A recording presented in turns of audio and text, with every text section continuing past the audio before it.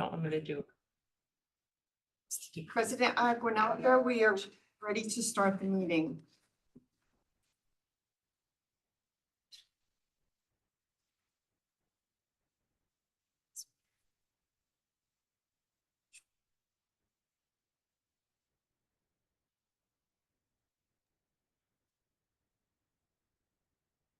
I would like to call the Calbright College Board of Trustees Executive Committee meeting to order this morning on Wednesday, February 19th at 11:01 a.m.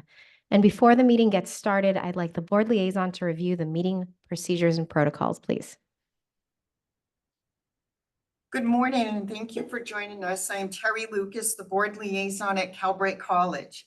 You can follow our meeting agenda on board docs. The link can be found on our website, calbright.org/board. For attendees who wish to make public comment in person, please fill out a public comment card and submit to me.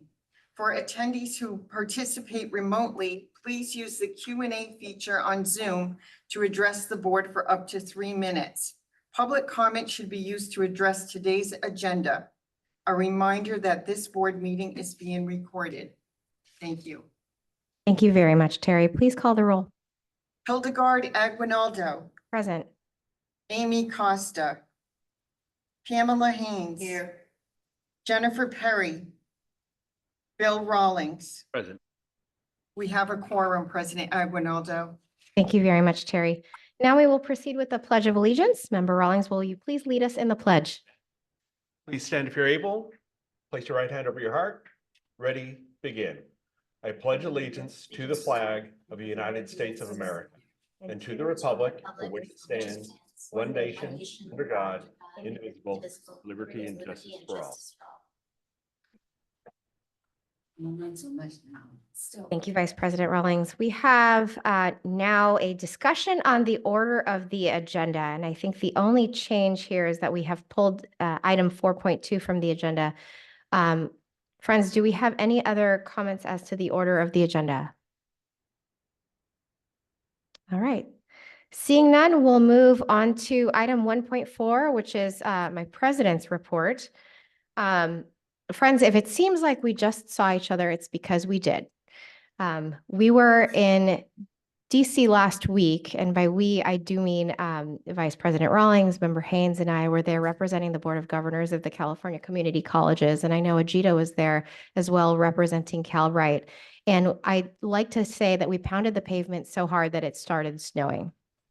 But in all realities, we did work very hard. I think Ajita and I overlapped for a whopping 5 minutes, maybe much less than that, maybe 2.5 minutes or so before we scurried off to our respective engagements. But I look back at last week and think that I always enjoy these trips to DC because it is an opportunity for us to pressure test what we are building, to gain almost immediate feedback on what we're building and to see if we're absolutely on the right track. So my takeaway from it was that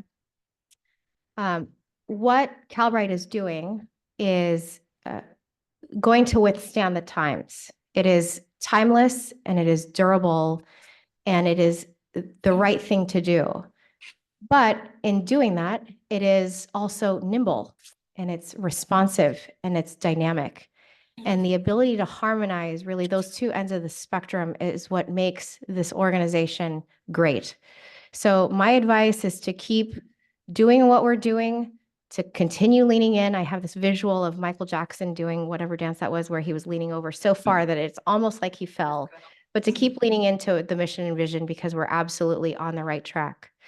So without further ado, let me pass it to President Menon for her remarks. Thank you so much, and good morning, President Aguinaldo, Vice President Rawlings, and members of the Calbright College Board of Trustees Executive Committee. It is also a pleasure for me to kick off our first executive meeting of the new year. If we can still call it New Year, I know we're nearing March now. As President Aguinaldo mentioned last week, we had the opportunity to attend the American Council on Education Conference in Washington, D.C. And It's no question that the mood in DC, especially among leaders who are sitting at the nexus of higher education and workforce development, felt very tumultuous amidst a series of announcements and transitions within our government. But I also heard a strong resolve that was resonant in the voices that were present around the table there. Higher education leaders from states across the country demonstrated that they remain committed to the shared mission of student success and a commitment to quality outcomes, regardless of their race, their zip code, their paycheck, their caretaking responsibilities, whatever is going on in their life. And that sentiment to me is equally palpable, and it's beautifully powerful. I was extremely moved by ACE President Ted Mitchell's words about the current state of higher education and really where we need to go from here. A subject that for many of us keeps us up at night. Ted unapologetically noted that higher education leaders can't hide from our shadow about our value and our purpose. At Calbright, we know that our strength comes from our work to meet the needs of our diverse student body, staff, and faculty. And so we're purposefully created to address that skills gap and support the needs and goals of California's working age adults. And we also know that it's near impossible to do this if we are not also representative of these communities. Ted also noted that student success is the #1 most important job of every single person in higher education. So this seems like an obvious statement, but it's one that we should double down and remind ourselves about, because we can never forget who we are here to serve. Our students come to us not just for the possibility, but for a promise of progress and completion that continues on and that they can carry forward in terms of the success in their lives. And that is the very heart of what we do at Calbright.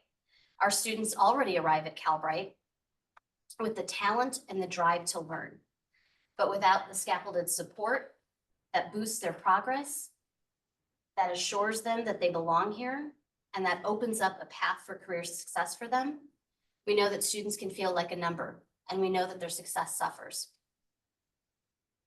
Innovation in education and workforce development is not just a novelty for us anymore, it's a necessity. We certainly continue to illustrate that through Calbright's successful efforts to drive economic mobility for working age Californians. And as stated in our founding legislation, we look forward to sharing our learnings and our progress for the benefit of the CCC system and for the benefit of the nation. Last week, it was announced that I would join the board of directors of the Competency-Based Education Network. And I'm very honored to represent Calbright's leadership in this space and to partner with leaders in other states around our shared efforts to build a skills-based economy and to continue to open the doors of economic opportunity for every corner of our community. As I met with folks in DC across sectors from both red states and blue states, it was evident to me also that there's widespread support for flexible skills-based education models aligned with in-demand jobs that drive student outcomes and boost local and regional economies, not just in California, but across the country. We also know that accomplishing this requires collaboration and partnership, something that is very on brand for us. So as we look to the months ahead, I'm also energized to work with leaders in other states, alongside community, employer, worker, economic, and public policy leaders on those shared efforts to build a skills-based economy that better meets the needs of learners and that better meets the needs of employers. And I continue to look forward to keeping these conversations going and building our successes as Calbright executes on our strategic vision in the coming years through 2027.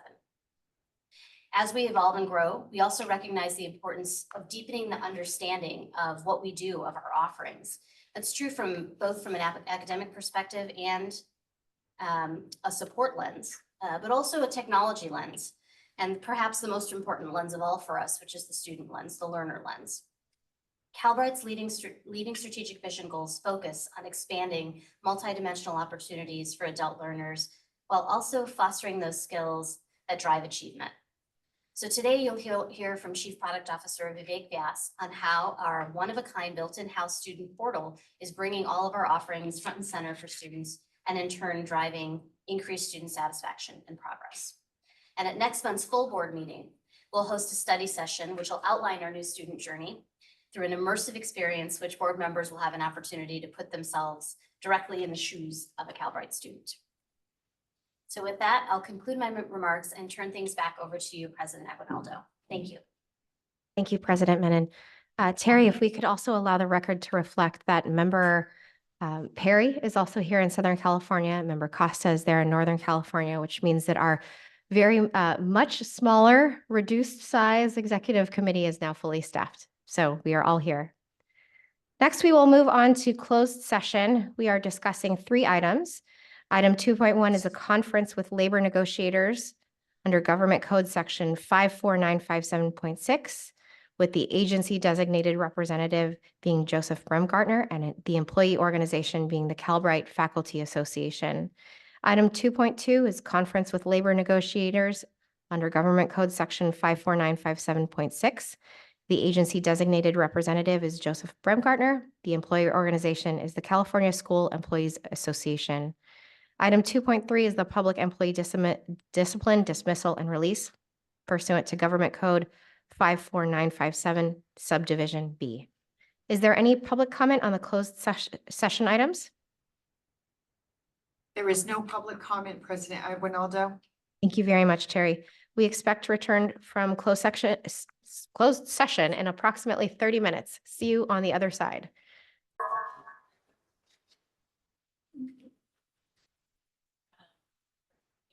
President Aguinaldo, we're ready to start. Thank you very much, Terry. The executive committee has returned from closed session and there is nothing to report. With that, let's move on to section 3 consent agenda. Do any of the trustees wish to remove an item from the consent agenda for discussion or separate vote? Seeing none, Terry, is there any public comment?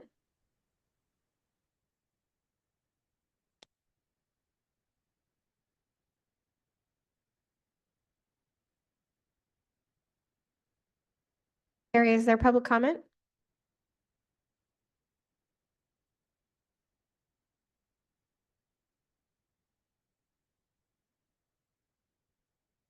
Frozen.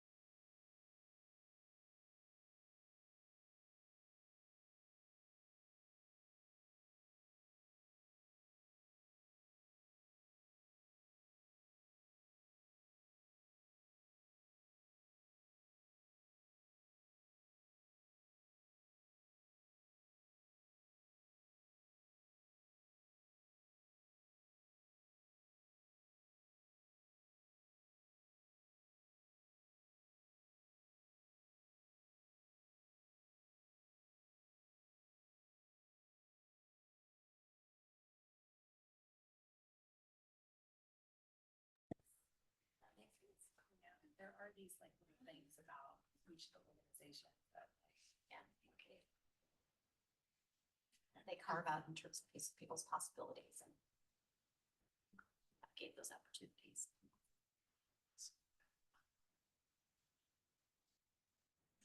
She's that time. Wonderful. Sacramento, can you hear us? Yes. Yes. Wonderful. We'll go ahead and get started. Terry, I'm thinking about starting over from our exit on closed session. Would that be okay with you? Okay. Okay, sounds good. The executive committee left closed session with nothing to report. So at this time, we'll move over to section 3, which is our consent agenda. Do any trustees wish to remove an item from the consent agenda for discussion or separate vote? All right, hearing none. Any public comment? There is no public comment, President Aguinaldo. Thank you, Terry. May I have a motion, please? Yes, Haynes will move the item. Costa seconds. Thank you, Member Haynes and Member Costa. Terry, may I have the roll call, please? Hildegard Aguinaldo, Aye. Amy Costa, Aye. Pam Haynes. Aye. Jennifer Perry, Aye. Bill Rawlings. Aye. Motion carries. Thank you very much, Terry. With that, let's move to the action agenda, section 4. The first item is item 4.1 to authorize a one-time payment for chief product officer as specified in the executive employment agreement. And with that, I'll pass it to our Vice President of Human Resources, Joe Brumgartner. Good afternoon, President Aguinaldo, Vice President Rawlings, members of the board. This item seeks board approval for a one-time lump sum payment of $10,000 to our Chief Product Officer as specified in the Executive Employment Agreement.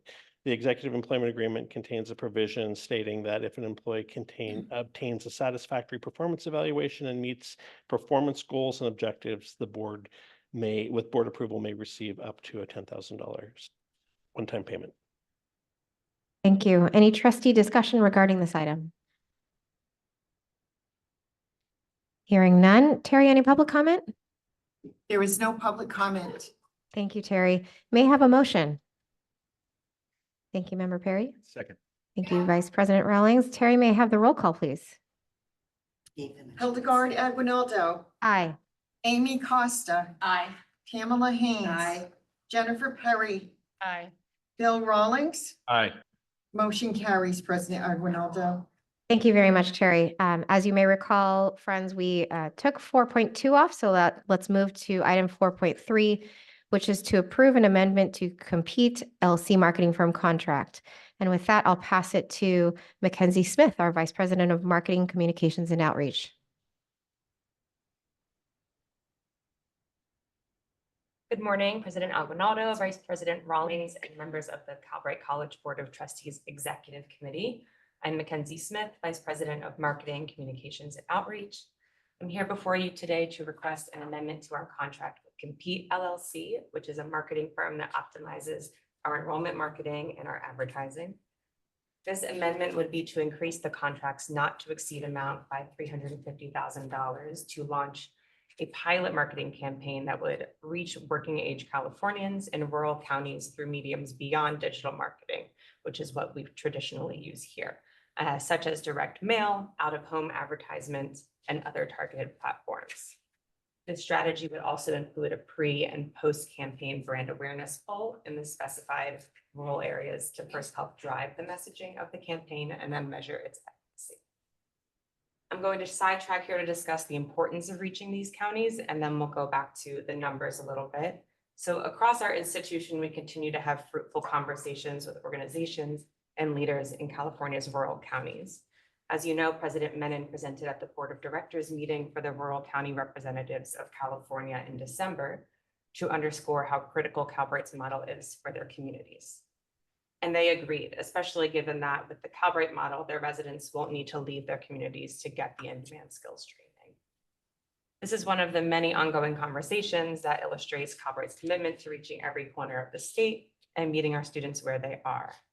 So with that, I'm thrilled to share that Calbright is now in 56 of 58 of California's counties, and this includes 38 of our 40 rural counties in the state. And the 58 out of 58 counties talking point has a nice ring to it, and that is certainly where we want to go. but we are far more interested in better understanding how we can reach these prospective students in these communities. The new campaign would aim to reach Calbright's target population within the 2 counties that do not currently have Calbright students, nor do they have another California Community Colleges campus within their county. So those are Alpine and Sierra counties. And through this, we'll also target Modoc County, which is another rural county in the top right corner of the state with no actual brick and mortar CCC campus within its borders. Now back to the numbers.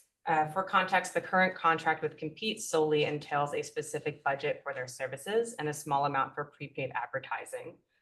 The new amendment would increase the not to exceed amount to accommodate this relevant and timely goal of reaching more rural communities, especially through non-digital marketing. And such Compete would act as a spending agent for the $350,000 campaign. If you remember, the board approved $1.5 million in October for our ad spend, and that was 1.5 million of the overall $2 million budget that was approved in August. So with current projections, we still have 200,000 remaining for this campaign. And so I am also requesting an additional $150,000 from the overall $2 million budget to be authorized by the board to round out the 350,000 for the rural marketing campaign. Thank you, and I'm happy to answer any questions.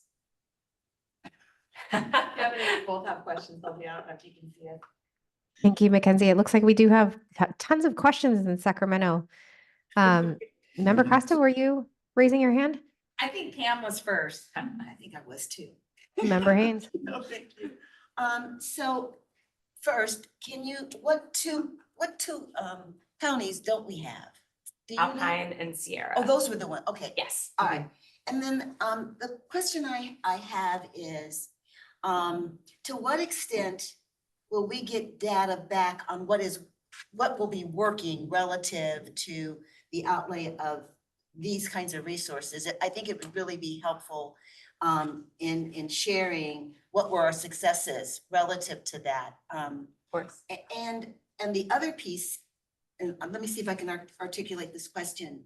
Have we found in the rural counties that we have been able to sort of penetrate? Are there some specific workforce needs that sort of rise to the level of, oh, this is a county that really is going toward this particular field or this particular field? Do we have that data? It's a great question. I'll start with the data on the efficacy of the campaign. So we'll be able to measure how many folks kind of are coming to our website and or enrolling based off of this campaign. And then through the poll that we will do pre and post campaign, that'll kind of give us an answer to how many folks are, one, interested in skills training, if people know about Calbright, how are they currently getting skills training, are they interested in this, et cetera, to kind of gauge where those folks in those communities are at and how much they know about us, and then what will then help with our messaging of how we target these communities through direct mail, through the cable ads, through the out-of-home ads. And so right now we've done the data for those counties. We'll reach about 40,000 individuals, at least in the Tahoe area, so Alpine and Sierra, that are our specific target populations. So 25 to 49-year-olds who have some college but no degree, and are, decidedly looking for upskilling and or are maybe in like minimum wage jobs. And then in terms of the workforce positions, I'm not sure exactly what the targeted goals or needs are of those prospective learners yet in terms of where the skills that they want to are, but I'm happy to bring my colleague, Mr. Younger here to speak to that as well. No, I appreciate that. And just as kind of what's shared, I think it's the quantitative piece that we work hand in hand. Michael Younger, Vice President of Workforce Strategy at Calbright. We work hand in hand with marketing on the qualitative piece, having a team in the field and working to assess our regions, right, of target interest for us. And so what we're hearing from rural communities, to Inland Empire, to those in the far north as well, is the need, right, for both what we're providing in terms of educational services, but also the wraparound supports and further vetting of that. So we really pair both quantitative, working with McKinsey's team, but also our research and development team to continue to have a pulse on communities' needs. But also we have to have the teams in the field working alongside our counties and county governments. We know that President Menon's presence at board of directors meetings in rural counties continues to be significant. So our presence is also required. And we're really fortunate to have the opportunity of having an open doors policy with counties. So I, of course, have a math question. Yes, We budgeted 2 million, yes. current contract 1.3, you're asking for 532. You say to allocate the remaining 200,000, but for what? It's unclear what we're approving the remaining 200,000 for. We have remaining in our projected marketing budget and authorized already 200,000.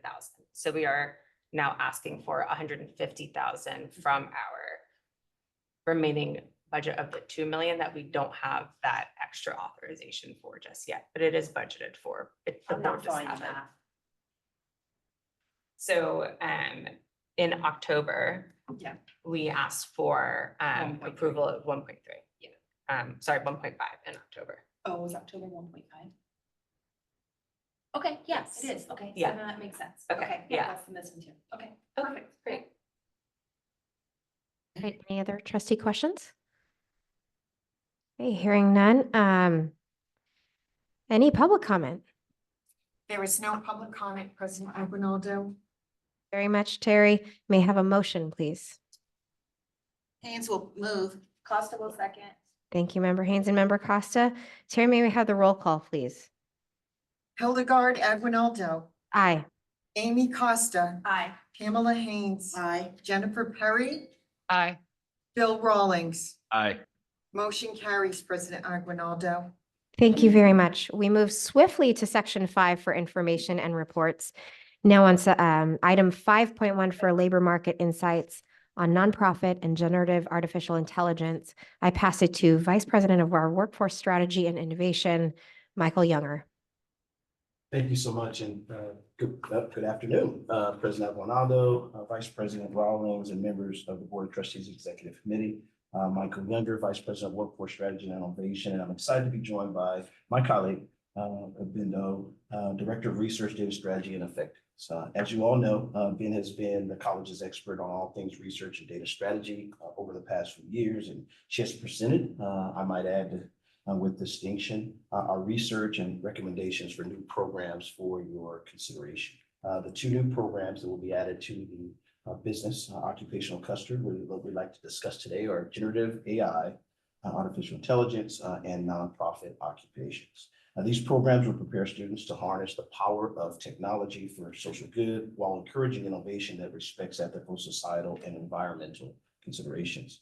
We've also had promising conversations with Computer Talent Initiative, an institute at CSU Monterey Bay, to co-create this generative AI experience and innovative model to bridge truly the gap between preparation and career readiness for the computing workforce.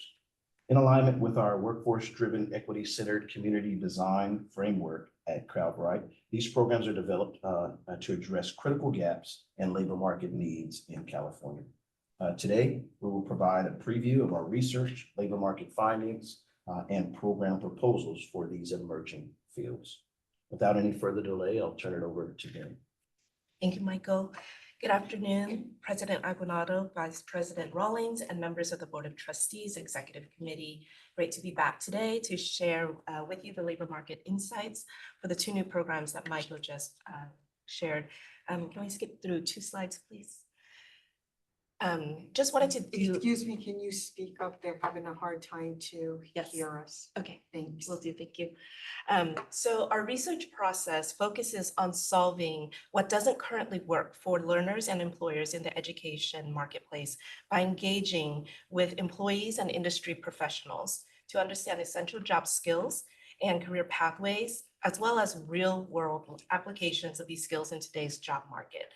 This also includes an overview of the skills for these programs and a statewide scan of the job market opportunities. The research that we conduct ensures that programs are competency-based, flexible, and aligned with industry and workforce needs. In the next slide, we want to share our occupational clusters with nonprofit occupations and generative AI as proposed new programs within the business and computer technology cluster, as you can see here. Next slide, please. So now we will go over some of the nonprofit occupations. So for this particular program, nonprofit occupations, we know that it plays a critical role in addressing social economic challenges, including affordable housing, mental health, and community development. However, there's a skills gap in nonprofit management, fundraising, and public relations, creating an opportunity for targeted workforce learning.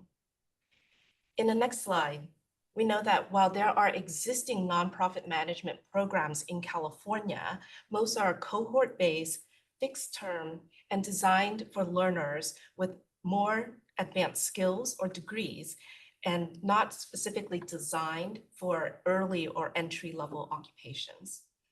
So Calbright can differentiate our program by offering and building a program that could be skills-based and focused, training that is aligned with specific nonprofit job roles such as fundraising, grant writing, public relations, and offer a flexible, competency-based, self-paced model to support students who may be transitioning into education environment or career pathways. A proposed timeline of such program could be roughly 6 to 12 months. Next slide.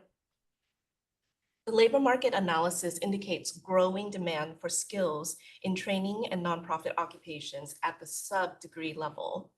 We're observing increased community needs, including longer wait time for nonprofit services, limited capacity in the skilled workforce, heightening the demand for these skilled workers. And we anticipate entry-level salaries in California range from $53,000 to $83,000, depending on the skills, region, and role. The next slide.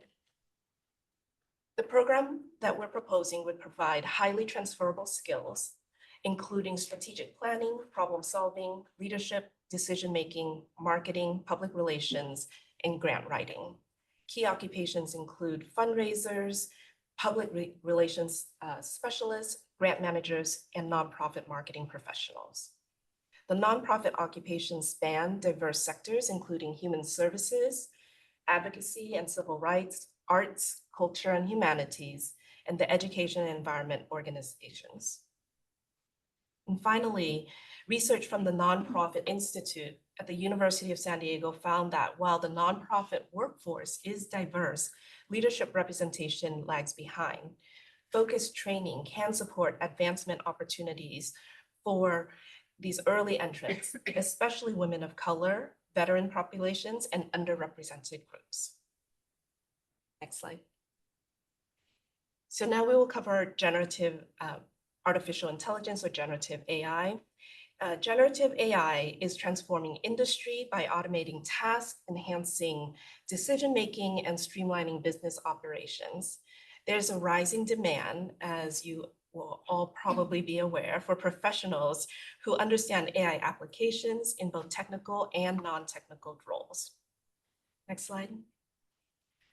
Currently, generative AI is dominated by private platforms, and Calbright has the opportunity to fill a gap in public education by offering a flexibly paced, competency-based online program that provides structured, practical applications of AI-driven content creation, workflow automation, and prompt engineering.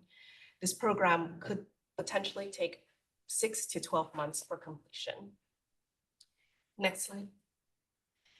According to one LinkedIn report, we found that AI-related job skills and postings have grown 74% annually, particularly in non-technical roles.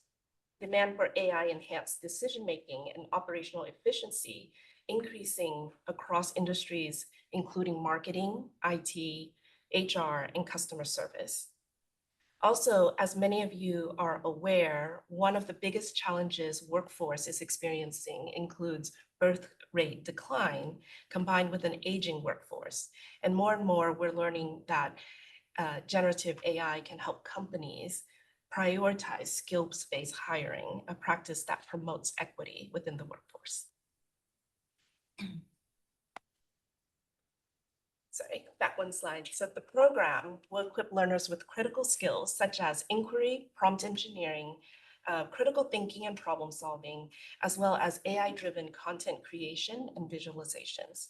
Key occupations include AI-enhanced marketing assistants, HR professional, research analysts, and operations coordinators, and many more. So in closing, both nonprofit occupation and generative AI programs align with Calbright's continued mission to provide accessible, workforce-driven education to adult learners. These programs address a growing labor market demand and provide learners with the flexible, job-relevant training opportunities. So we thank you for your time and welcome any questions. Thank you very much. We have a question pending from you from Member Perry. Thank you.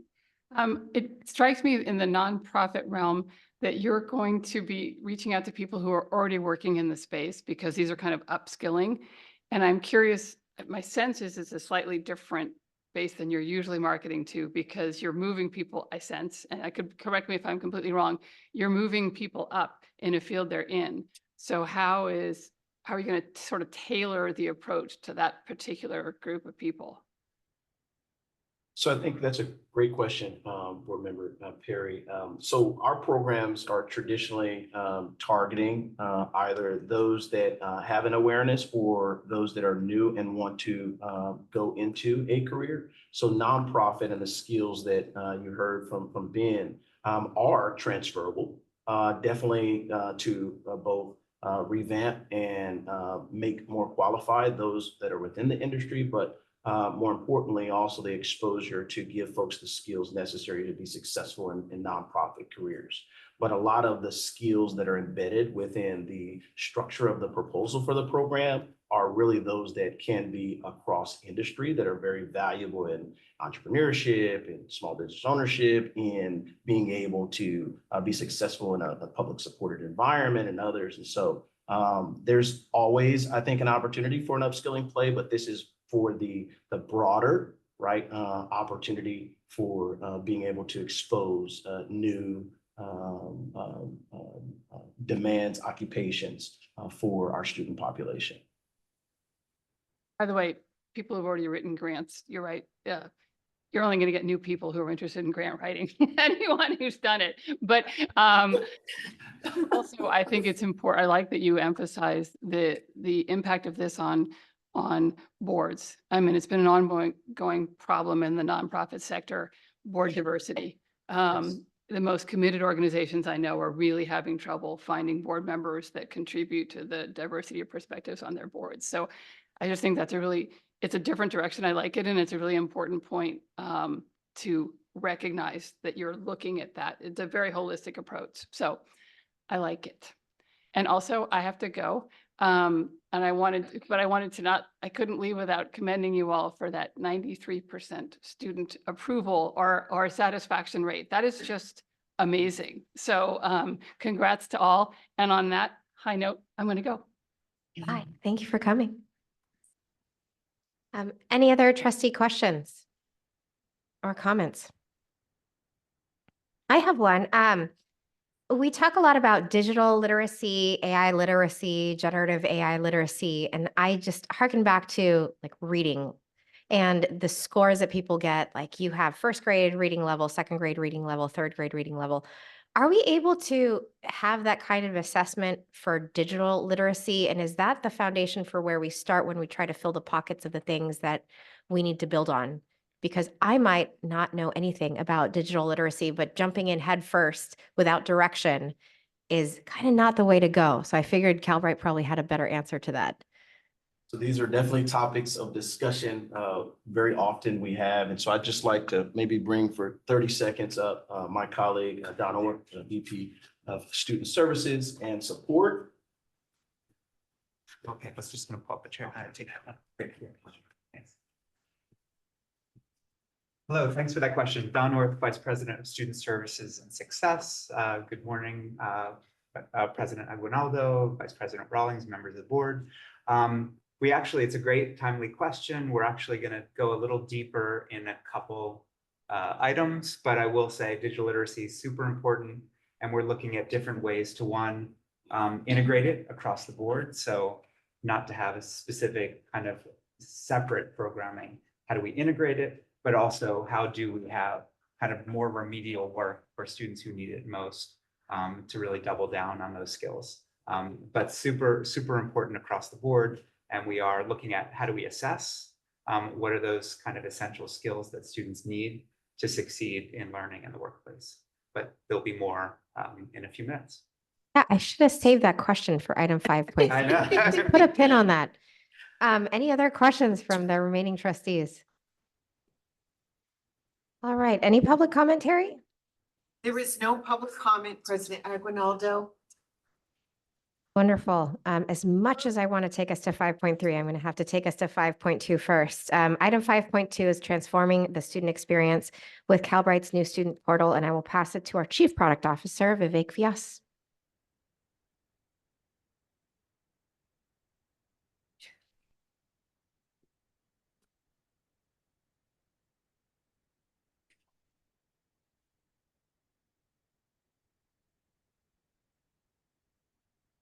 Good afternoon, President Aguinaldo, Vice President Rawlings, and members of the Board of Trustees Executive Committee.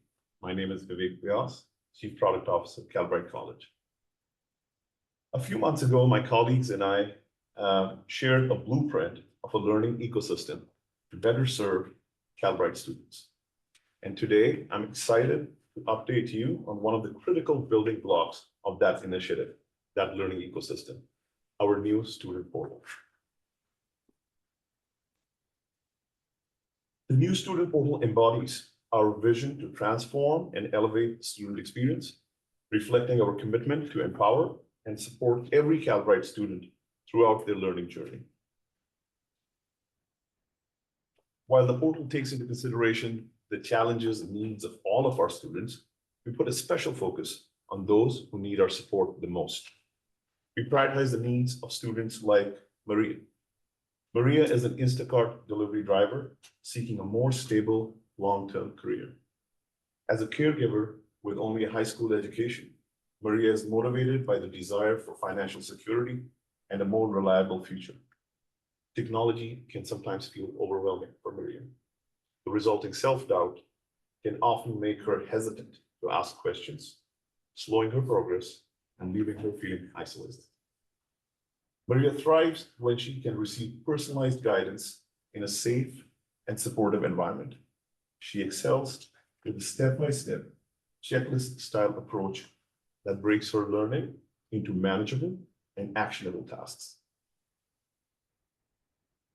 So, building on Maria's challenges, the new student portal focuses on 3 core goals: create an engaging experience through a visually appealing interface and an intuitive navigation, ensure easy access to information and services, and the portal's fully responsive design adapts seamlessly to the device or the form factor that it is being accessed on, whether it's a laptop or a desktop or a mobile device. During the development process, we made accessibility a key focus to ensure every student can easily access information and services. The portal is fully responsive, which means that it is designed to adapt seamlessly for optimal viewing on the device that it is being accessed from, laptop, desktop, mobile. And as input into our design process, we engaged a diverse group of students through one-on-one interviews to understand their experiences and their needs. These insights shaped key design decisions. Collaboration with internal teams, external design experts, and third-party reviewers brought fresh perspectives and validated our approach. Continuous iteration ensured ongoing improvement, and student focus groups and feedback loops helped us test, learn, and refine. And now I'd like to give you a brief tour of the student portal and its salient features that were designed to enhance the student experience. And I'm going to do that through click-through presentation. That should give you an idea of what the student experiences when they access our portal. So we understood from our students that technology can feel intimidating or overwhelming. So we designed a first-time walkthrough to create a warm and welcoming experience. Every student receives a personalized welcoming message when they first log into the portal.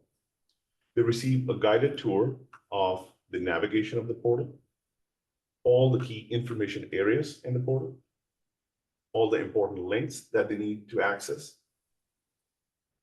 a walkthrough of task dashboards and progress dashboards, as well as where and how they can find help. This first-time walkthrough ensures that every student feels right at home, starting with that very first interaction with the portal. We heard from our students that they appreciate seeing their journey divided into clear and actionable steps. So we built a comprehensive onboarding dashboard that outlines each step in the process so that they can see what's next and take required action by simply clicking on an interactive link right within the dashboard. So for example, they can click in the dashboard to schedule their onboarding session themselves. And as they make progress through this journey, the portal is designed to keep track of those milestones and refresh this dashboard so that they are updated and informed at each stage. And once all of those steps have been completed, the portal, through its integration with the Canvas learning management system, unlocks the learning access for them. And they can access the learning materials from right here within the dashboard to complete, for example, their first assignment, or they could do the same with the unlock access to the program access link. And as they start to make progress through the learning materials, the portal presents to them their progress in a user-friendly progress dashboard. So through deep integration between the portal and the Canvas learning system, the portal is able to pull the progress from the Canvas system and present it to them as what they have accomplished so far and what remains to be done. They also see important metrics, such as how many days since they last logged into the portal, or how many days since the last academic activity. And metrics like these, while they are presented to the student on the front end to keep them updated, informed, and engaged, we are also building hooks on the back end to use the same data to fuel our data analytics and insights so that we can then trigger outreach and support in a timely manner. We introduced the concept of a dynamic banner through which we share important and critical updates and broadcasts with our students. But we also started to use these dynamic banners recently to invite our students to important surveys, such as the annual experience survey. And we believe this is one of the contributing factors in the rise in response rates that we have seen. For example, in the last experience survey, our response rate was almost 3 times what we saw in the prior years. Our students place a great emphasis on one-on-one interactions. So we built a My Team page where they can not only see the profiles of their assigned instructors and counselors, but they can also reach them with a single click through the Slack channel or through email. They can also see their availability and can schedule a one-on-one meeting with them with a couple of clicks. And more recently, we introduced the bio feature to foster a deeper human relationship so that students can learn about the background of their instructors and counselors. And this goes a long way in keeping them engaged.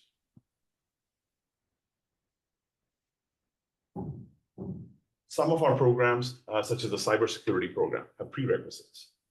And so we built a fully streamlined pre-approval process or approval process for prerequisites, which has significantly reduced wait times.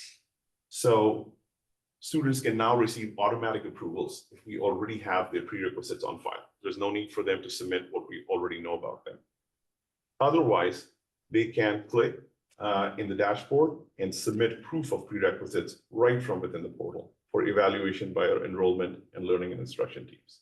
The result is that the process has now been reduced from what could have potentially taken weeks down to 2 to 5 business days.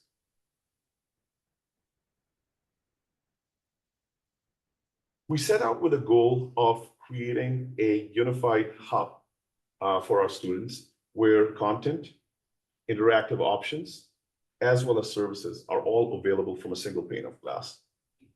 So our students can now access integrated third-party services such as Career Connect, which provides access to medical and mental health support, or the integrated timely care service, which provides access, Career Connect provides career readiness and workshops, and timely care, which provides access to mental and medical health support. Or the integrated My Accommodate platform, which is a one-stop shop for all our veteran services and provides vital resources for accessibility needs. Or the integrated library services, which allows our students to access scholarly content on numerous disciplines.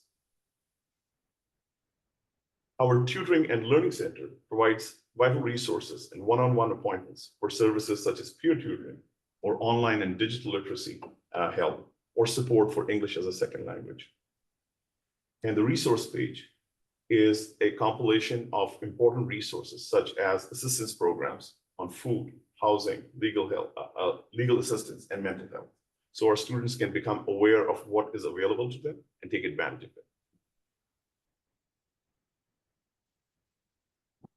We consolidated all commonly asked questions under relevant categories in FAQ sections and also made it searchable so that our students can start typing in a few keywords to find answers quickly to the common questions that they have. And if they are not able to find the answer to their question for some reason under the FAQ section, we have several channels available to them to reach our staff through phone support, email support, or even live chat.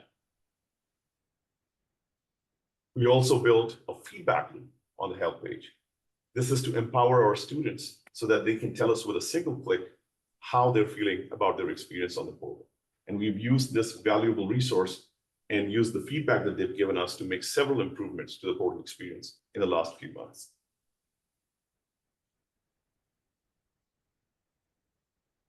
Every student who gets access to the portal also has a profile page.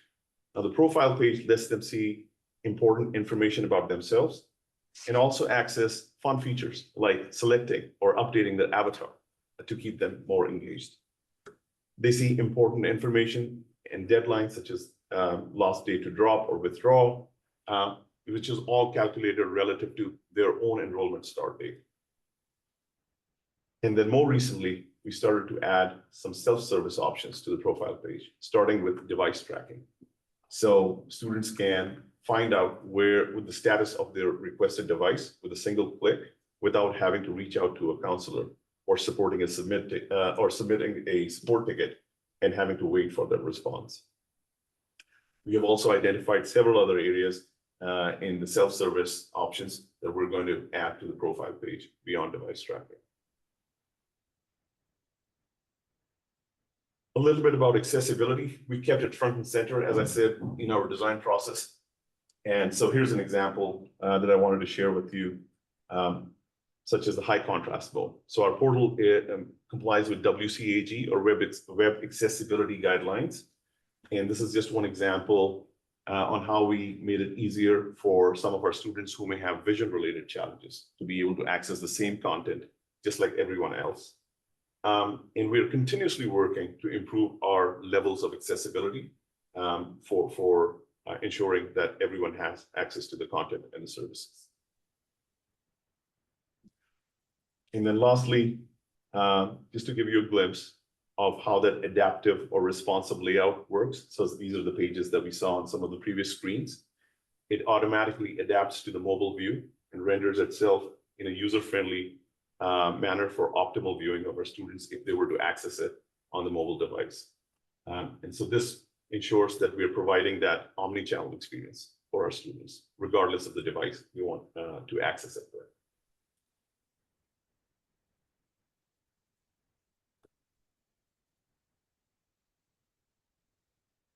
We have also integrated an analytics engine into our portal.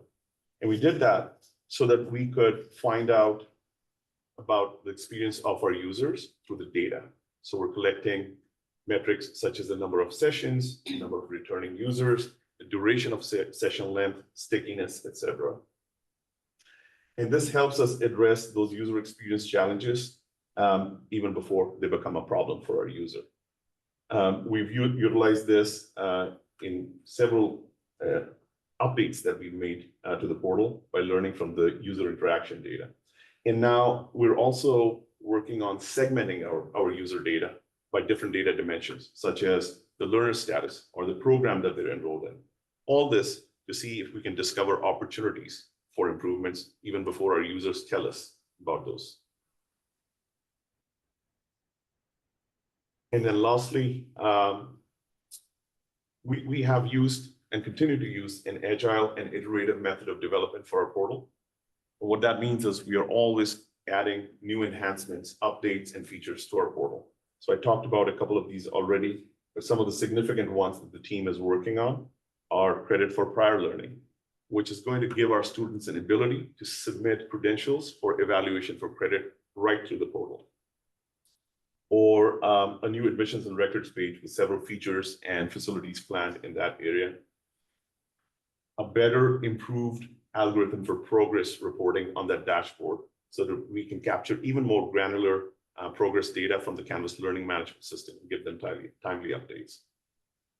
The pace timeline tracking, which will allow us to measure and monitor the pace of our students relative to a timeline that they themselves select for completion of their program. Or the student virtual ID, which will give our students access to numerous student discounts on merchandise and services. And that, again, towards keeping them more engaged by giving them these facilities. That's my presentation. Thank you for your time, and I'd be happy to take any questions. Thank you very much. Any trustee discussion here? Vivek, I have a question for you since I don't see anything. And granted, Sacramento looks very tiny from where I'm standing. So if you have a question, just please raise your hand. I think user-friendly is another way of saying this passes human factors.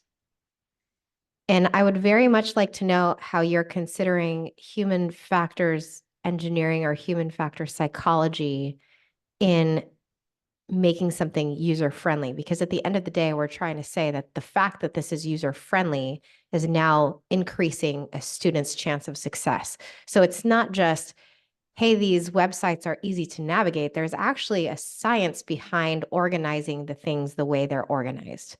So is there something you could say about human factors, or hopefully if my question was coherent, you could extrapolate a little bit on what else we need to understand the actual interface being part of the solution. Absolutely, and that's a great question, President Aguinaldo. It is extremely important, and our whole focus is around being human-centered. And so our whole design process was designed so that we don't make the classic mistake of trying to create a solution in a void and then putting it in front of our students saying, here, use it. We think it's user-friendly, and now it's up to you how you use it or figure out how to use it. And so that's why we started with student interviews, because we want to ensure that we are listening to their challenges, their problems, and understanding the levels of comfort that they have with technology. So a user interface can be built in many different ways and can be called user-friendly. But what is really important is, are we tailoring it to the need of the population that we're serving? And so that in itself, once we have those student interviews, and that was our primary mechanism of collecting that input from our users, we made several changes based on what we learned. There were lots of learnings, even in the initial stages with those student interviews. So we incorporated all of those learnings into the design of our user interface so that we're building what is user-friendly from their perspective, not just ours. The second thing is around focus groups. So we're using the product model, and one of the key components of that is usability testing. So while we were developing, we had several focus groups, and the typical format in which these usability testings are conducted is you pretty much sit with those students or the user, and you don't even utter a word. You're simply taking notes, and you're trying to see if they are struggling with certain things, the prototypes that you have designed. So we conducted those focus groups. That gave us a lot of feedback on some of the buttons that we thought were pretty user-friendly, and turns out that the user did not find them as such. And so that's a part of that design process, and we've incorporated into that from the very get-go. And then lastly, the feedback loops, et cetera. Once you've developed something based on all of these learnings, the feedback loops that we have created, that gives us another channel to collect that. So we are able to observe if somebody is clicking on a button. There was actually one button that we realized students were thinking is clickable, and it was not. And we collected that data and we made it clickable because the students were expecting it to be clickable. So there's these different methodologies as well as these feedback loops that we have incorporated to build exactly what you described is user-centric and understanding the psychology of the user. I would love to add one thing, which is yes to all of that. And the most beautiful part of the way that analytics is instrumented against that, which is I think unique to what we're doing relative to what a lot of other online delivery providers do, right? So putting content online is not the same everywhere. Designing an experience is a fundamentally different exercise, and designing an experience that gets smarter because we've built it to get smarter. I think is a really important and undersold version of when we talk about collecting data and using data and being data driven. It is built into every fiber of the way that the model is created, and the portal is wonderful evidence of that.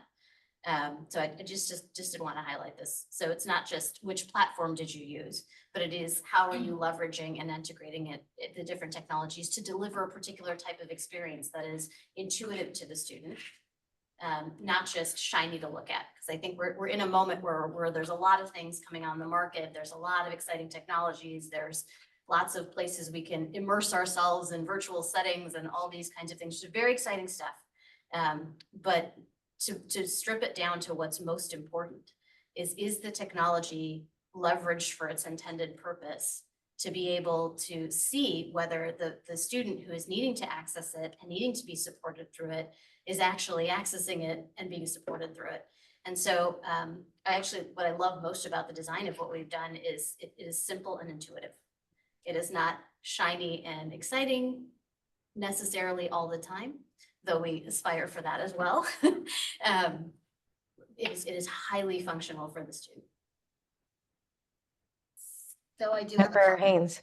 Yeah, I do have a comment and an observation, given my 25 years on a traditional community college district or colleges, multi-college district.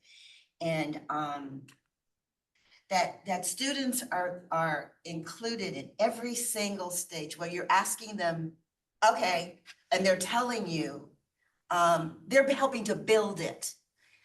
That is so opposite of what is happening on our community colleges. Somebody buys it, puts it in there, and then they don't even, and they may say they have a student on the committee, but they will have a student on the committee.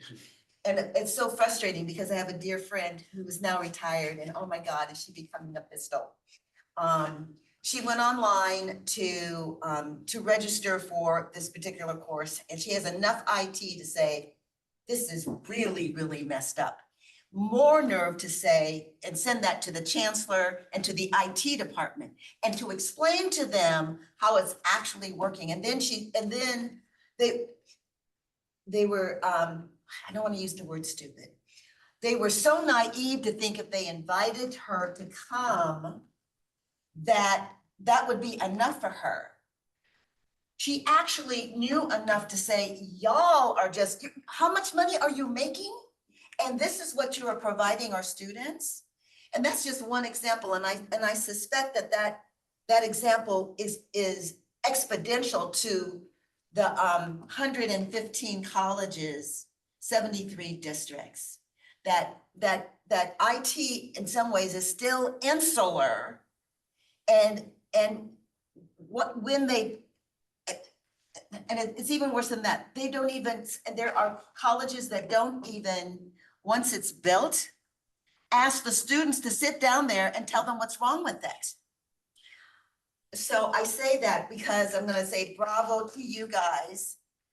And hopefully, I know you're doing, we're doing this thing here, but I really, how do we, I know we have to get it right, but I have to say this out loud.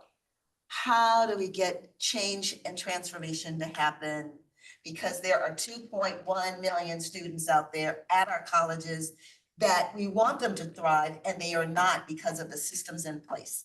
So congratulations. That's 100% right, and that's how we feel about it. I don't think we are rested on the fact that achieving, greatness in one corner of the system is going to be sufficient or enough. Yeah, for all of I those that we have to reach know. and serve in California. But I do think this environment allows us to regularly test interventions that can be picked up and dropped off at other institutions and implemented in their context. It doesn't require always a shiny new build or an interface. So it's so much of what we learn being the leading edge of the learning curve for the system on these types of things is the ability for those things to have practical application into the problems that different campuses are trying to solve. And so I think we look forward to continuing to honor that role in the years to come.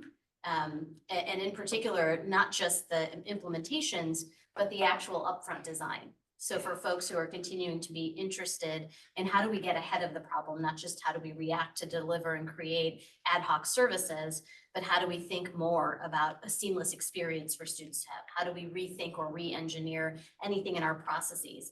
There's a set of methodologies that we are getting better and better at that are also of value for folks to be able to share and to apply in their own context. And so I absolutely, in terms of the thing that we built, but the sum of the parts is greater than the whole in that there's so much to learn and Yes. share across what everybody is increasingly focused on, particularly as Chancellor Christian has so expertly defined this population of learners as the priority learners for the system. So the more progress we make as an institution, as Calbright serving working learners, the more opportunity we have to break the barrier for the system in ways that, I'm just going to be very clear, no other community college in the system is doing this. I No know. other state is doing this in this way. And so it is a very powerful moment for us as a state to be able to continue. So there's just one other observation, and it's this, that when Calbright is ready to begin to share, just make certain that, because this is embedded within the culture in this particular institution, okay? This is creating based on a shared vision of what this should be. That is not the case on our community colleges. And so finding the right person, which is unfortunate, but finding those who will take this seriously and have that kind of spirit will be important, because just kind of, I'll just say this, taking somebody's word that this is really important, but putting it in and working with folks who do not think it is, then that's a problem. So the only way that this can be shared are with those who are willing to say yes and come on board, and they're ready and able to do that piece of it. And I will say, we are always on the search and are regularly excited meeting community college colleagues who are increasingly Yeah. thinking and wondering about what we're doing. They're there. So They're out we there. are definitely not creating this in a silo. We have a lot of different conversations with different community colleges, and mostly, to your point, parts of community colleges It's up and parts down the of state. But that's how it starts, Yeah, right? Like exactly, this is a process, and the inertia, not just in California, but in traditional education in general, Yes. is to be a little bit hesitant or worry of trying something new. And so being able to lower the barrier to take that risk or to explore those ways, being able to build out and show proof of concept of things that can work and could be applied. That's the way that change happens. And I will say, like, we've even seen it in this small number of years that we've been functioning as a college, right? So we went from having a conversation about no online being quality and competency-based education being a little bit of a pipe dream to real enthusiasm and excitement. So, I mentioned earlier, I was honored to be selected to serve on the competency-based educational network board, the national board. And this was the first year of that conference where we saw so many community colleges just from California participating, excited. That was similarly true at the non-credit summit that was hosted, co-hosted with the Chancellor's office in Southern California. That was, again, another opportunity. Non-credit was only at a handful of our campuses, but excitement, interest, curiosity is being piqued and growing in different parts and corners of our system. And so we're both happy to celebrate and be a part of that, share what we know. But we take very seriously the responsibility to lead in that space. That's true here in this state, and that's also true nationally for us. Thank you. Well, thank you so much for your encouraging words, Member Haynes. But I just want to add to what Deepa just said. Well, first of all, this has been a very collaborative effort across the whole organization with product team leading some of these things that I just talked about with engineering and with the student success and learning and instruction as well. But I think I speak on behalf of the whole team when I say this board and our leadership provides that space for the experimentation, because when we try to do these things in the manner that we're trying to do it, we also need that space for experimentation. And so I think that is present here in this context, and that has helped us in a tremendous way. And so for that, we're very grateful to the board and to our leadership. I would say we are equally grateful to the team because you saw a fairly succinct PowerPoint presentation, but nearly every corner of our institution touched making that a reality. Good job.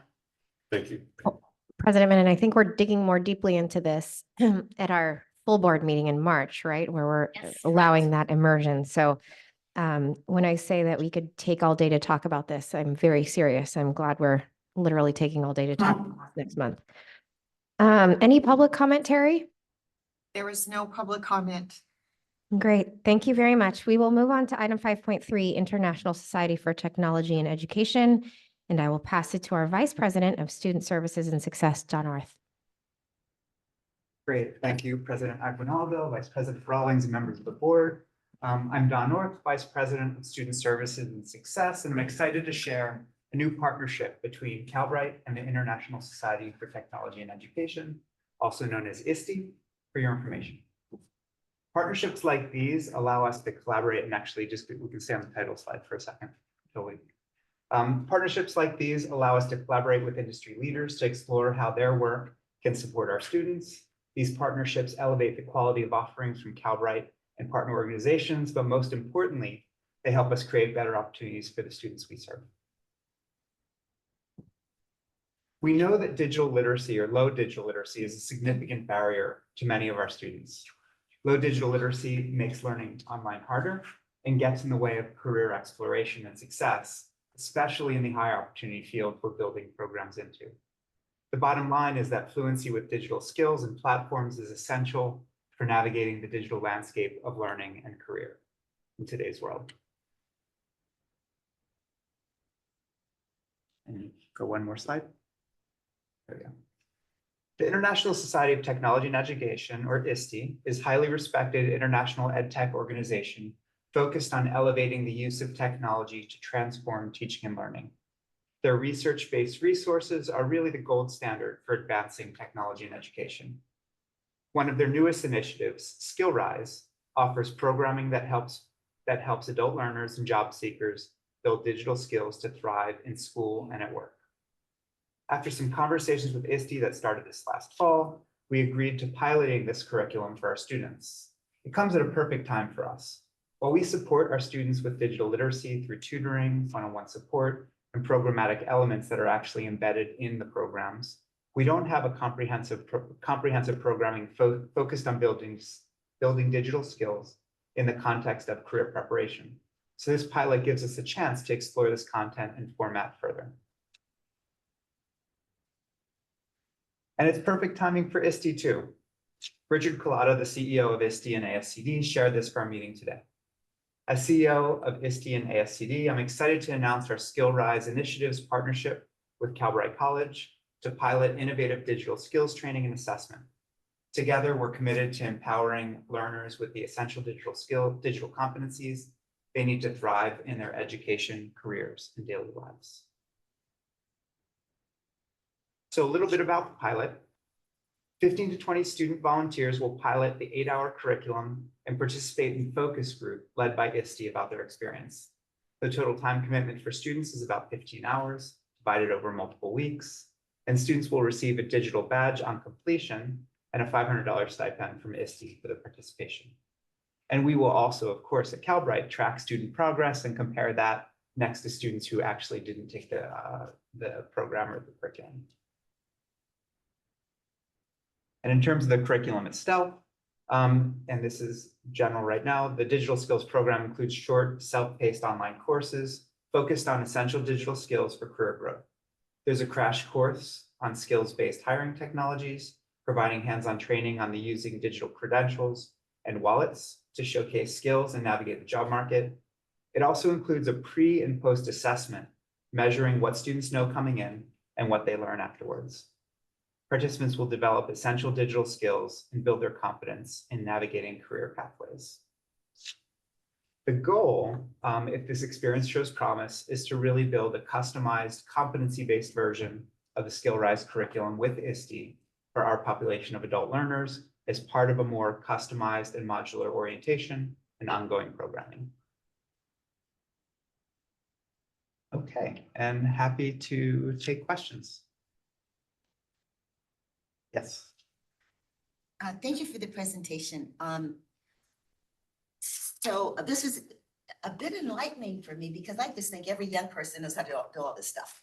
They have, I see, year-old children, babies who have some kind of technology that they're playing with. So obviously that's the wrong perception. But is there a group of, in terms of age, that just don't, these are skills that you just wouldn't normally pick up? Can you explain? So I sort of know the portfolio piece of it. I wouldn't know how to put one together, but I'm really, really old. I know how to do the paper portfolios, but nothing else. So talk to me about and is it for every one of our training programs that skills are needed, and are they different relative to the programs that we are offering? Let me see if I can break that down. First, I would say that, digital savvy is very different than, just general digital savvy and digital natives. Very different, kind of in being able to use a screen, navigate, use social media, all of the things that most people can do. You compare that to actually using digital tools for learning and for career exploration, right? It's a very different skill set and a very different set of things to know. So if you think about, for instance, Slack, which is kind of our environment where students engage in community, ask questions, that's a professional grade digital platform that is not necessarily something that most people know how to use, but there you go, right? But a really great, really powerful platform in a lot of work environments. So how do we prepare students to use some of these professional tools, right? And also using these tools to learn. Like, how do I use some, voiceover or text-to-speech to help me understand information? There's a ton of tools out there that aren't necessarily intuitive and not necessarily things that people learn just by using a computer or their phone. So I would say that's kind of question that hopefully addresses one of those questions. In terms of what skills people need in which programs, I think we're exploring that now, trying to understand what are those set of digital skills exclusive or specific to each program that we can double down on. And also, just in general, having digital literacy for career exploration. That's a whole new field out there. I mean, it's changing rapidly all the time. How are hiring agencies using AI, for instance, to filter? How do we counteract that when we're applying for those things? So there's just a lot of moving parts right now. And the nice thing about this curriculum, it's research-based, it's current, and it's looking at, and it assesses students coming in. So what do you know? Here are the skills we think you need, or we know we've researched that you need to navigate this world. What do you know coming in, and how do we build those up? And the nice thing about this curriculum, it's scenario-based, it's hands-on, it's experiential, and really does give them experience, not just learning, but using the tools that they're learning how to use. So I will say, just on that one, Yeah. partnering with ISTE is important on this one, largely because they're the standard bearer in the space. And so when we think about how does something continue to stay current, we obviously do very comprehensive regular labor market research and update our programs regularly. We do all those things, but to have the folks who are at the helm of accessing what the industry, setting what the industry standard is on some of these things, it becomes very important to be at the hip and moving consistently with that, so that our students and the things that are created have access to what is most relevant and current, and effective. So my follow-up question, if I may, is we now have 5,000 students, we now have graduates, we also have those who have certified, and we have apprenticeships and all of that. But what do we know about those students who have not been successful, who drop out at some different points? And what was the dropout? We've usually said, families gotten in the way, they weren't really, like, not have been serious or what have you. But is this one of the elements that we haven't sort of pinpointed might have been a challenge for them as they move forward in the program that they were looking at? Do we know that piece? That is a great question, and we're exploring it now, to be honest. We know just through some of the feedback that we get for students dropping out. We know also through the challenges that students have, and then just drop out, that digital literacy is an issue. But we're looking at, like, what specifically. Is it just frustration with not having the experience learning online? Is it just a new environment altogether? But the bottom line is we're kind of exploring that, because it's an important question. Like, what do we need to mitigate it ahead of time? And one idea is, if we created kind of a more robust orientation period where we are understanding the digital literacy of students coming in, how can we provide some foundational right in the beginning, so that we're not waiting till they're struggling at the end? Like, what are the things they need just to get started and be on the right track, versus what are the things we can build over time during their course with us? And I will say, like, we have a head start on these things for our students because we have curated the experience to be that. Yeah. But we still have to be pushing ourselves to test the frontier of that understanding, right? It is not just a singular post-exit survey that says this, but if we focus on this challenge with folks who are stopping out, and there's 6 factors that are associated or most commonly held, different things that we design can actually, reach each of those reasons. And I do think that that's important, right? We had an assumption that flexibility was important. Our students kept telling us that flexibility was important. And then we started hearing and experiencing in the student matriculation that structure was the challenge. Structure was a counterbalancing challenge. And so how we arrived and tested towards getting scaffolded schedules, allowing time, which is the currency that students have to offer, or also the currency that they lack, that gets them off track quickly. How do we test interventions that balance in that space? And I think these are different. So one way to think is, like, why did somebody stop out? And that gives us a point in time piece of information. The other is, like, what can we make easier based on looking at those factors across a population of students to understand where we need to focus our resources and design efforts to prevent that from happening in the first place. And I think progress on both of those fronts is hopefully going to be important for us. But let me just, I thank you for sharing that, because I was sitting here thinking, there's no amount of flexibility if you're having challenges through that process. You get frustrated. Yes. Yeah. I get frustrated. Yep. So, so I think it's really important to understand where those pain points are. It's not just family, it's not just, it really is. How am I navigating this? And I'm sitting with this problem and I can't get through it in the time I have. I've got to come back to it. And then you don't come back to it as quickly as you should because you don't know how to solve the problem. Yeah, no, I think that's exactly right. And the bottom line is it's not a one size fits all It isn't. solution. And so we are really working hard to understand our students better up front so that we can design custom paths and I like solutions this. for Thank each for each student, honestly. Like in the end, wouldn't it be great to have like a really personalized path for every student, really based on what they need and the skills they bring in. That's the idea. Okay. And I will add that I love that we're actually getting to the nuanced level of the Yes. conversation, because what often has been a barrier for us in communicating kind of what is this model and what are we doing, has been that this takes several sentences to get into to try to explain not just the complexity of what students are experiences, but the complexity of design that's required to Yes, address to it, address really that. to address it in that holistic way.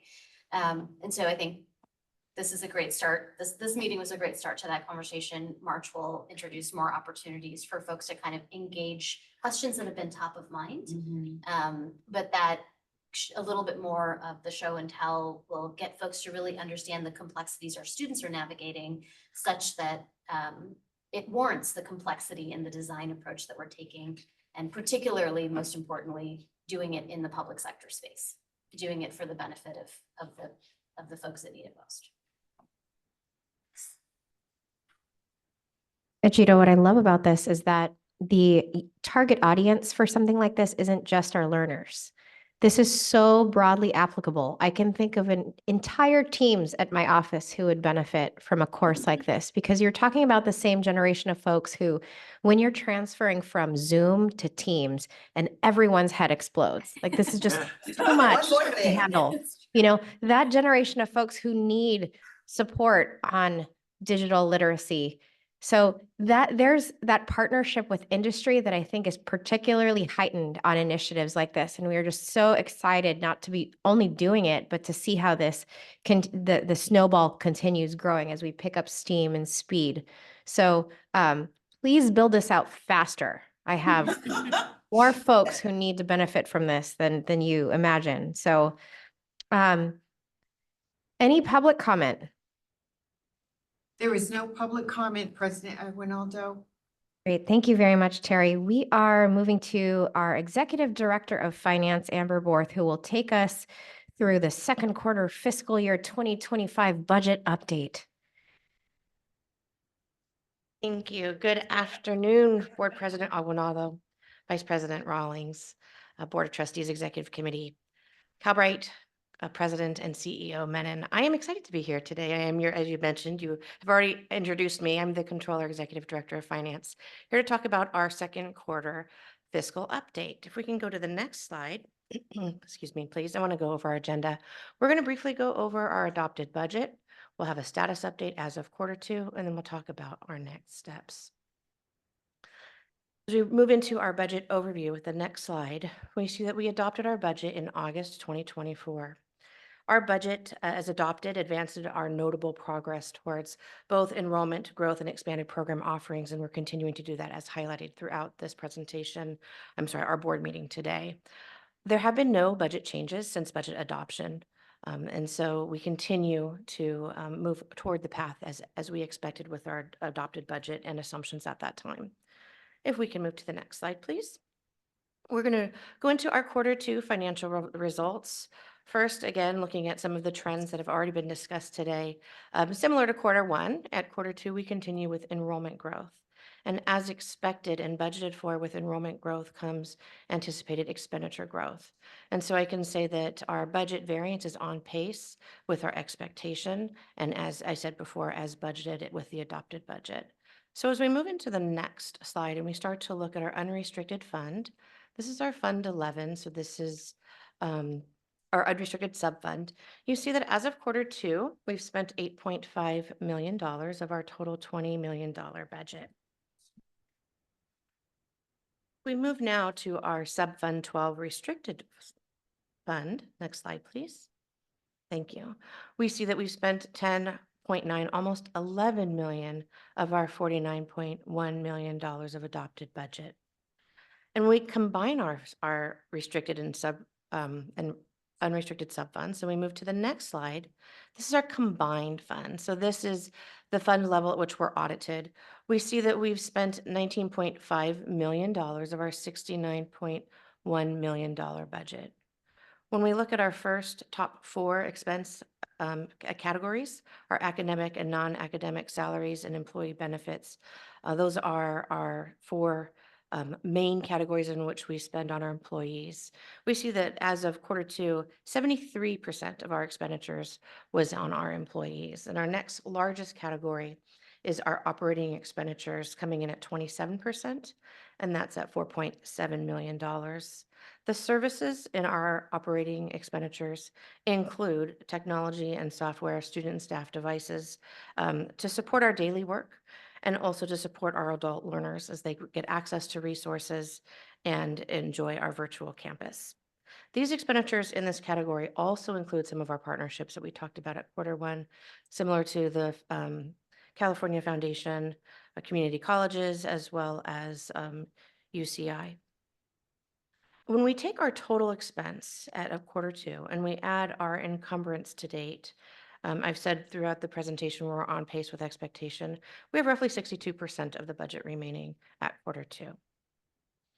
I want to highlight that the finance team is continuing to work with our budget managers, making sure that we're on pace to spend the second half of the year as planned and projected. So let's move to next steps, please. Thank you. And we'll go on to the next slide. So as anticipated, we will provide you with a Q3 update in the near future, in which we will provide any anticipated updates to projections. And we are just now, this month, starting to work with our budget managers to build our beginning budget assumptions for next fiscal year, our 25-26 budget, which will march towards bringing to the board sometime in the summer. Thank you very much. Does Member Costa have any questions or comments? No, I do not. Okay, does anyone else have any questions or comments? Great. Terry, any public comment? There is no public comment, President Aguinaldo. Okay, thank you very much. Amber, we're sticking with you for reports on contracts and purchases, item 5.5. Yes, thank you. And so item 5.5, this is a standard report in which attached to the agenda are both our contracts and our purchases for last month for you to review. And I'm here, of course, for any questions.